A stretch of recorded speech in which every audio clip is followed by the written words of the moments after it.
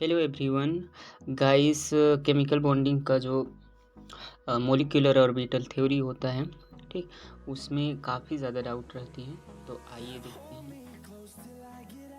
काफ़ी क्यूरीज रहती हैं और डाउट रहती हैं, काफ़ी चीज़ें रहती हैं इसमें। तो आज उसी को थोड़ा सा क्लियर करने की कोशिश करेंगे। ठीक, केमिकल बॉन्डिंग से रिलेटेड और जो 11th-12th में होता है वो थोड़ा सा बेसिक का होता है। ग्रेजुएशंस में थोड़ा सा पोस्ट बेसिक यानी कहना चाहिए तो थोड़ा विस्तार दिया है। और अगर हम लोग बात करें एमएससी की तो उसमें भी जो है वो ज़्यादा विस्तार से दिया है।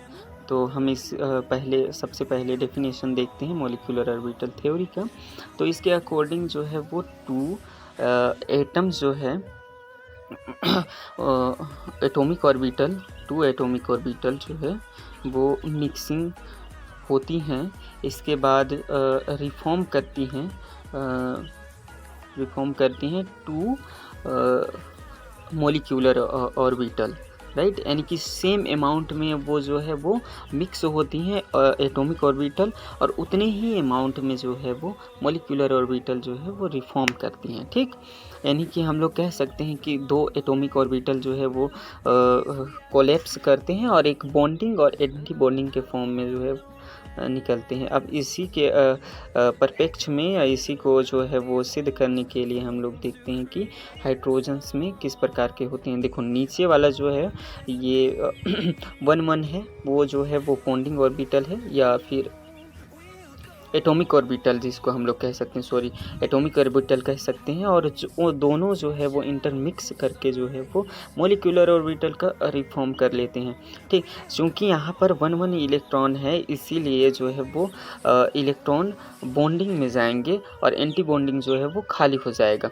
In form of wave function इसको हम लोग कैसे लिख सकते हैं। हाइड्रोजन्स मॉलिक्यूल्स बन रहे हैं तो इसमें वेव फंक्शंस भी आते हैं। अब इसको मान लेते हैं पहला को कि साइन 1 है और दूसरा को साइन बी है, और साइन ए और साइन बी जो है वो दोनों कोलैप्स करेंगे और क्या बनाएंगे, साइन ए बी बनाएंगे। ये कुछ फॉर्म है कि जब ये जुड़ रहे हैं तो एक प्रकार का बॉन्डिंग है, यानी कि कहना चाहिए तो बॉन्डिंग के लिए हम लोग रिप्रेजेंटेशन जो है वो लिख रहे हैं। ठीक, इसी को आगे अगर हम लोग सॉल्व करते हैं तो साइन ए बी स्क्वायर आएंगे इसमें। ठीक, क्योंकि 1 है ना, तो 1 करके वो स्क्वायर हो जाते हैं। अब इसको अगर हम लोग सेपरेट आउट करते हैं तो ये अगेन जो है वो साइन ए प्लस साइन बी स्क्वायर होता है। और हम लोग जानते हैं कि A plus B square whole square is equal to A square B square और 2ab होता है। तो इसी फॉर्म में हम इसको लिख देंगे। ठीक, अब इसको उसी फॉर्म में लिखने के बाद हम लोग देखेंगे कि आगे इसका रिप्रेजेंटेशन हम लोग कैसे शो कर सकते हैं। ठीक, तो इसमें ओवरलैपिंग हम लोग पहले हम लोग देखेंगे कि ओवरलैपिंग कैसे होते हैं, तो आपको ज़्यादा क्लियर होगा कि ये वेव फंक्शंस के फॉर्म में लिख रहे हैं तो ये किस प्रकार से आ रहे हैं। ठीक, तो हम लोग अब ओवरलैपिंग स्टार्ट करते हैं। कोई जो है हाइड्रोजन्स ही हैं, और हाइड्रोजन्स में दोनों जो है वो सेम टाइप्स के हैं, यानी कि पॉजिटिव हैं। दोनों के दोनों जो हैं वो पॉजिटिव हैं, हम लोग मान लेते हैं कि पॉजिटिव हैं। तो हम लोग जानते हैं कि एक ही टाइप का अगर दोनों का नेचर एक ही तरीके का हो तो ये कोलैप्स कर जाते हैं, यानी कि जुड़ जाते हैं, और जुड़ने के बाद एक बल्क मॉलिक्यूल का फॉर्मेशंस करते हैं, यानी कि एक प्रकार का क्या हो गया, एडिशंस हो गए। ठीक, और बड़ी मॉलिक्यूलर ऑर्बिटल का फॉर्मेशंस करता है। उसी प्रकार से यदि हम लोग कंसीडर करें कि एक प्लस हो और एक माइनस हो, यानी कि अपोजिट हो, ठीक, तो उस केसेस में क्या होगा, तो उस केसेस में एक पॉजिटिव और एक नेगेटिव जो है वो कोलैप्स नहीं करते हैं, क्योंकि उनकी नेचर जो है वो अलग अलग होता है। तो वो क्या करेगा कि सेपरेट आउट हो जाएगा, और यहीं पर सेपरेट आउट होने के कारण जो है वो कोलैप्स नहीं करते हैं, और यहाँ पर बीच में जो है वो नोड बन जाते हैं। ठीक, बीच में नोड बनते हैं, और ये शो करता है कि यहाँ पर इलेक्ट्रॉन पाए जाने की प्रोबेबिलिटी जो है वो नहीं है। अब हम लोग अगर पहला को ए मान लें, बॉन्डिंग को ए मान लें और दूसरा को बी मान लें, तो इसकी कुछ स्पेसिफिक जो है वो करैक्टर जो है वो देखते हैं कि इसमें स्पेसिफिक करैक्टर क्या शो होती हैं। अब हम लोग जानते हैं कि जो कोलैप्स किया है वो बॉन्डिंग ऑर्बिटल है और जो कोलैप्स नहीं किया है वो एंटी बॉन्डिंग ऑर्बिटल है। ठीक है। अब आपने ऊपर देखा कि ए और बी दो पार्ट में डिवाइड किया गया है, दो इक्वेशन मान सकते हैं, ठीक है। जिसमें से ए जो है वो एडिटिव ओवरलैपिंग है, यानी कि जिसमें एडिशंस हुआ है, और बी जो है वो सबस्ट्रेट ओवरलैपिंग है, यानी कि जिसमें माइनस हुआ है, ठीक। तो इसमें बॉन्डिंग पार्ट जो है वो एडिटिव ओवरलैपिंग के अंतर्गत आता है और जो एंटी बॉन्डिंग पार्ट है वो सबस्ट्रेटिव ओवरलैपिंग के अंतर्गत आता है, ठीक है। बॉन्डिंग में क्या हुआ है कि सेम टाइप के न्यूक्लियस, यानी कि जिसको हम प्लस प्लस कह सकते हैं, वो दोनों कोलैप्स करके क्या बनाए हैं, एक बल्की मॉलिक्यूलर ऑर्बिटल, यानी कि जिसकी साइज ज़्यादा just because of just like additions, ठीक। यानी कि एडिशंस होने के बाद वो बल्क मॉलिक्यूल्स बना है। और सबस्ट्रेटिव ओवरलैपिंग, जिसमें से सबस्ट्रेट हुआ है, यानी कि माइनस हुई है, यानी इसमें किसी भी प्रकार का कोई बॉन्डिंग नहीं हो रहा है, तो इसमें एक अपोजिट टाइप का जो मॉलिक्यूलर एटॉमिक ऑर्बिटल जो है वो बाइंड करेगा, ठीक ना। देयरफॉर एडिटिव ओवरलैपिंग और सबस्ट्रेटिव ओवरलैपिंग का जो है हम वेव फंक्शन जो है इजली प्लॉट कर सकते हैं। सबसे पहले हम लोग देखते हैं बॉन्डिंग मॉलिक्यूलर ऑर्बिटल का वेव फंक्शंस, राइट। तो हम लोग जानते हैं कि साइन 1 और साइन 2 यानी कि साइन बी, दो प्रकार का इसमें वेव फंक्शन जो है वो इंक्लूड किया गया है, और दोनों जब बॉन्डिंग में पार्टिसिपेट करते हैं तो साइन ए बी का फॉर्मेशंस करते हैं।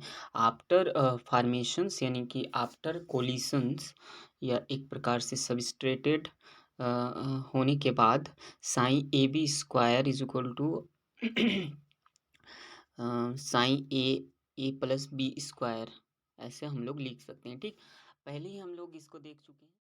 इसके अकॉर्डिंग यहाँ पर साइन ए square plus sine B square plus 2ab आता है, ठीक है। ये मैथमेटिकल का general formulas A plus B का whole square is equal to A square plus B square plus 2ab rule को जो है फॉलो करता है, ठीक। इसी प्रकार से इसमें एंटी बॉन्डिंग का वेव फंक्शंस जो है फ्लोट, हम वेव फंक्शंस का रिप्रेजेंटेशन हम लोग देख सकते हैं, sine a minus sine b, ठीक है। Sine a b again same types के हैं, लेकिन यहाँ का जो इफेक्टिव रिजल्ट है वो अलग आता है। Sine a b square is equal to sine a minus sine b का होल स्क्वायर। तो इसको जब हम लोग सॉल्व करेंगे तो sine A square plus sine B square minus 2 sine a b, ये आ जाता है, ठीक। इसके बाद अभी तक जितने हम लोग पढ़े हैं उसको थोड़ा सा समराइज कर लेते हैं वन लाइन में, ठीक है। तो इसमें बॉन्डिंग मॉलिक्यूलर ऑर्बिटल, ठीक, ये फॉर्मेशंस करता है, यानी कि मॉलिक्यूलर ऑर्बिटल का फॉर्मेशंस करता है, तो एनर्जी जो है वो डाउन करती है, यानी कि एनर्जी जो है वो डिक्रीज करती है। देयरफॉर एनर्जी डिक्रीज करने के कारण इसका जो स्टेबिलिटी है वो इंक्रीज़ करती है। हम लोग जानते हैं कि कोई भी सिस्टम जो है वो एनर्जी रिलीज़ करता है तो वो मोस्ट स्टेबल आता है, ग्राउंड स्टेट के पास तरफ जाता है, इसलिए वो मोस्ट स्टेबल होता है। इसके बाद एंटी बॉन्डिंग मॉलिक्यूलर ऑर्बिटल देखेंगे।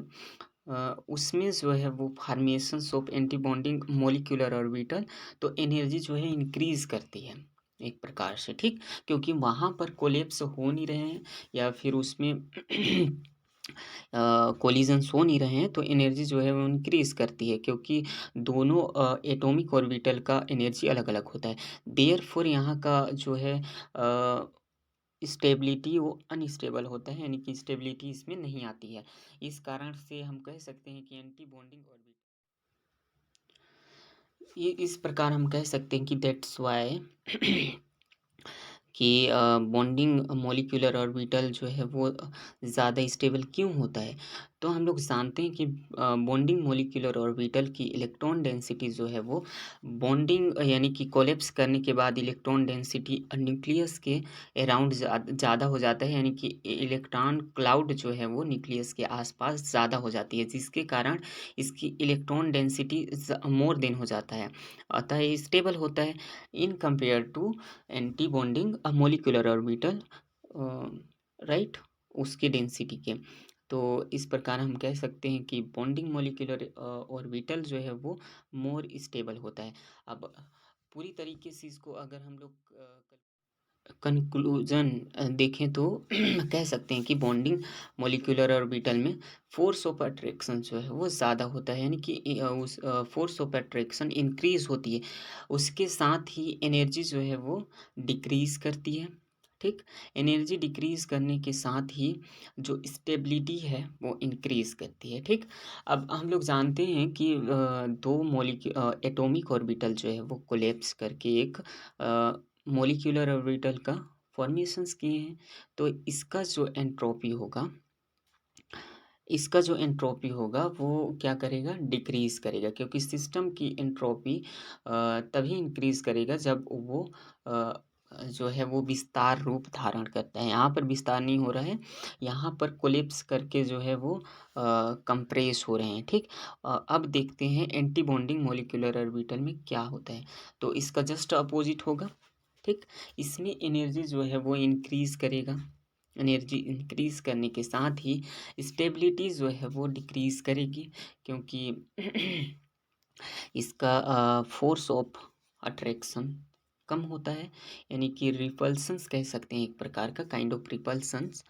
और इसका एंट्रोपीज जो है वो इंक्रीज करेगा, क्योंकि सिस्टम की एंट्रोपी इंक्रीज करती है या फिर न्यूट्रल रहती है। ठीक है, या फिर अगर स्पेसिफिकली न्यूट्रल नहीं दिया है तो आप इसको क्या करेंगे, इंक्रीज शो कर सकते हैं। इन फॉर्म ऑफ रिप्रेजेंटेशंस की बात करें तो इसमें सीरेट अनसीरेट के फॉर्म में हम इसको लिख सकते हैं। ठीक है, बॉन्डिंग एंटी बॉन्डिंग को। तो हम लोग जानते हैं कि सिग्मा जीरेट जो होता है वो बॉन्डिंग के लिए यूज़ होता है in S block sorry S orbital. ठीक है, और सिग्मा अनजीरेट या फिर सिग्मा स्टार से शो करते हैं बॉन्डिंग, और एंटी बॉन्डिंग को कुछ इस प्रकार से शो करते हैं। इसके बाद पी के लिए अलग अलग टाइप्स के होते हैं। ठीक है, देखो पी जेड जो होता है वो एक्सिस के एलोंग होता है, एलोंग ऑन द एक्सिस, इसलिए वो सिग्मा बॉन्ड फॉर्मेशंस करता है। लेकिन जो वाई और जेड होते हैं वो परपेंडिकुलर होता है, इसलिए वो जस्ट अपोजिट शो करता है सिग्मा बॉन्ड के। तो टू पी जेड यानी कि जीरेट फॉर्म में आता है, क्योंकि ये 2s या 1s एस ऑर्बिटल के जैसे शो करता है या सिग्मा बॉन्ड फॉर्मेशंस करता है, इसलिए ये भी सिग्मा जीरेट की तरह यूज़ किया जाएगा। और पाई टू पी एक्स जो है वो एक प्रकार का परपेंडिकुलर होता है, इसलिए अनसीरेड होता है। और दूसरा जो होता है उसका एंटी अपोजिट जो होता है एंटी बॉन्डिंग, वो होता है जीरेड। ठीक, फॉर्म ऑफ रिप्रेजेंटेशंस जो कि एमोटी के फॉर्म में अगर हम लोग इसको रिप्रेजेंट करना चाहें तो हम लोग जानते हैं कि सबसे ऊपर में होता है पी ऑर्बिटल, यानी पी तक सीमित है, तो उसमें पी ऑर्बिटल ऊपर में रहते हैं। ठीक, इसके बाद उसका जो एटॉमिक ऑर्बिटल जो है both both the atomic orbital, यानी कि दो ले रहे हैं क्योंकि दो एटम मिल करके एक मॉलिक्यूल्स का फॉर्मेशन करेंगे, तो बोथ साइड आई होप कि आप लोग ये रिप्रेजेंटेशंस जानते हैं। कुछ इस प्रकार से 2s के बाद 1s होता है। ठीक, तो 1s को भी शो कर देते हैं, ये 1s का एंटी बॉन्डिंग और ये बॉन्डिंग, इसके बाद ये अपोजिट साइड का एटॉमिक ऑर्बिटल। अब इसमें हम लोग फिल आउट करेंगे। देखो 2s तक तो सारी चीज़ें सेम रहेंगी, ठीक, जितने भी इलेक्ट्रॉन वगैरह हैं। मेन डिफरेंस जो आता है वो पी में आता है। इसमें जैसे ही आप इंटर करेंगे पी ब्लॉक में, इसके बाद एक एक इलेक्ट्रॉन जो है वो बढ़ते जाता है। यहाँ पर हम लोग C2 यानी कि कार्बन का देखते हैं कि कार्बन में कैसे शो करते हैं मोलिक्यूलर ऑर्बिटल। तो इसके लिए हम लोग कार्बन का एटॉमिक नंबर देखेंगे। कार्बन का एटॉमिक नंबर होता है 6, ठीक। नीचे जो है 4 आ गए हैं, ऊपर जाएंगे 2 ठीक। इसके बाद हम लोग हुंड्स के रूल के अकॉर्डिंग इसको फिल करेंगे। जेड ऑर्बिटल जो है वो नीचे है, तो पहले जेड को फुल फिल करेंगे, इसके बाद फिर ऊपर जाएंगे। इसके बाद देखो यहाँ पर एक्स और वाई में जो है अनपेयर इलेक्ट्रॉन 2 आ गए हैं, और जेड में जो है वो फुल्ली पेयरिंग इलेक्ट्रॉन यहाँ पर है, ठीक। वो तो था नॉर्मल रिप्रेजेंटेशंस। यहाँ पर अगर हम लोग बात करें मिक्सिंग की, तो जो 14 से कम के जो जितने भी मतलब टोटल इलेक्ट्रॉन काउंट करने के बाद 14 से नीचे या 14 तक आते हैं, उनमें इंटरमिक्सिंग होती है 2s और 2p के बीच में। 2p वो भी जेड, क्योंकि जेड जो होता है ना वो सिग्मा बॉन्ड फॉर्मेशंस करता है, और 2s जो होता है वो भी सिग्मा बॉन्ड फॉर्मेशंस करता है। तो दोनों की एनर्जी सेम होने के कारण और ज़्यादा गैप नहीं होने के कारण इंटरमिक्स कर जाते हैं। और हम लोग जानते हैं कि जो 2p-Z यानी कि जो जीरेट होता है उसका एनर्जी 2s जीरेट से ज़्यादा होता है। तो वो थोड़ा-सा एनर्जी पा कर के, 2s का एनर्जी थोड़ा-सा पा कर के वो बाउंस कर जाता है, और वो इतना बाउंस कर जाता है कि वो 2p एक्स और वाई से भी ऊपर चला जाता है।